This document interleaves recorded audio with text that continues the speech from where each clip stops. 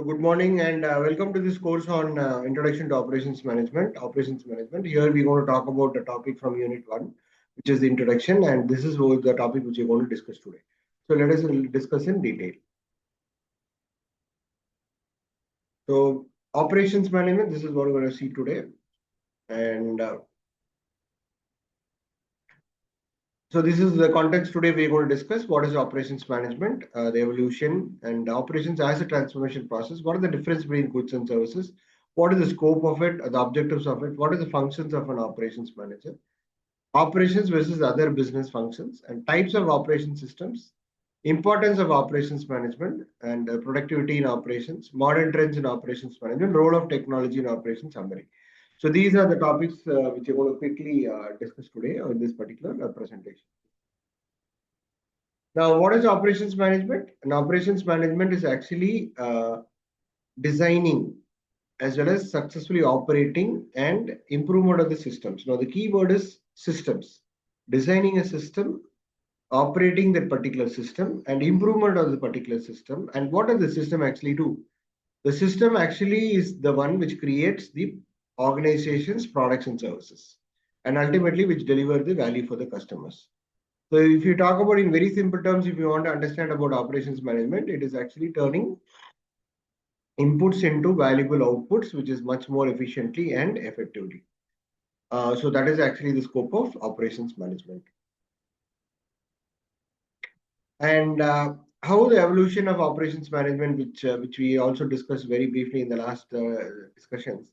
Now, it started with the industrial revolution where the mechanization came in, and then the scientific management also took in place, where people like Taylor introduced concepts like efficiency and work measurement, and then the mass production came in, Ford assembly line systems, and then the quality revolutions like TQM and Six Sigma came into the picture, and then lean systems which eliminate the waste, and then today we are in the era of digital and smart operations, AI, automation, and Industry 4.0. And operations as a transformation process, we talk about inputs, we talk about transformation, we talk about outputs. One is the materials. Inputs means in materials, labor, capital, which is indirectly means money, as well as information. Now, these are the inputs. Now, the transformation processes, for example, if we talk about manufacturing, it's a transformation process. Whereas in banking IT, informational is a transformation process. In transportation, location is a transportation process, and then exchange, retail, and in healthcare, psychological. So these are examples of the transformation process. And what you finally get is output, whether it is a goods or a services.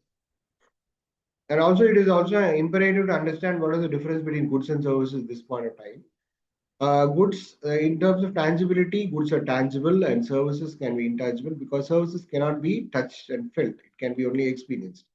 Now, in the inventory part, goods can be stored, but services, you do not have physical inventory because it is intangible. The customer contact and service is very high, whereas the goods is very low. Quality measurement is very clear in goods, whereas in services, it is going to be subjective. It depends on the environment, circumstances, and also the service settings. Examples, car phones, and examples, education banking. The scope of operations management and operations management covers all these 8 processes. Product and service design is a very critical area. Process design itself, capacity planning, facility location and layout, inventory management, quality management, and supply chain management and scheduling. Now, what are the objectives of operations management? The main goals are high quality, low cost, fast delivery, flexibility, dependability, and sustainability. So these are the objectives, and these ultimately lead to competitive advantage because each and every objective here is very, very important. And functions of an operations manager. Just give me a second. Operations management responsible for managing the production systems, planning and controlling the processes, ensuring quality standards, managing resources, people, machines, and materials, and then improving the productivity. And also the coordination with other departments like sales, marketing, finance, HR, operations, collections, and all this. So these are actually the functions. So you've got to manage the production systems, the planning, and also the controlling of the various processes which have been designed, and then like ensuring the quality standards and managing the resources, improving the productivity. And then operations versus some other business function, just a comparison to understand. In terms of marketing, it's all about creating the demand. And in talk about finance, it is actually the managing the funds. The HR actually the manages the people. Operations is actually the creates the product and services. So operation is a core value creation function.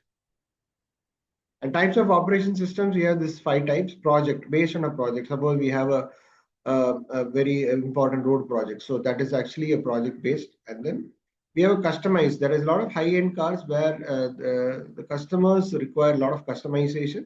So that type of operation system is called job shop. Now, batch production is something which is a mass. Suppose you have a toothpaste. Now, that product is actually coming out of the batch production line. And then mass production, again, as I told you, products like very used in a very high scale. For example, your toothbrushes, your shaving creams and all, they are actually a mass produced products. Batch production, again, just want to add on something. It is actually produced in actually groups, like a batch of computers. So like a batch of gym machines, for example. Now, continuous production is actually in terms of if you talk about dairy industry like milk processing, the production is continuous. Company, for example, you talk about urea production, this is also continuous. The service equivalence hours is hospitals, banks, and services. The importance, it has got a direct impact of probability, it supports innovation and is very important for global competitiveness. Productivity in operations is actually output by input. Now, we have labor productivity, multi-factor and machine productivity. We increase the productivity, want to lower the cost and higher the profit. So what are the modern trends we have? Today we have automation and robotics, artificial intelligence, data analytics has come in a big way. And then global supply and sustainability is also very important in lean manufacturing. And technology today is playing a very critical role. New technologies like digital twin and IoT, even with smart factories, are really turning around the complete environment scenario in terms of operations management. So summary, operations management is all about managing designing the systems, and we're going to manage the process. And once we deliver we need to deliver the value consistently to the customer and continuously improve efficiency and overall support the strategy, which is an engine that runs the organization. So thank you very much.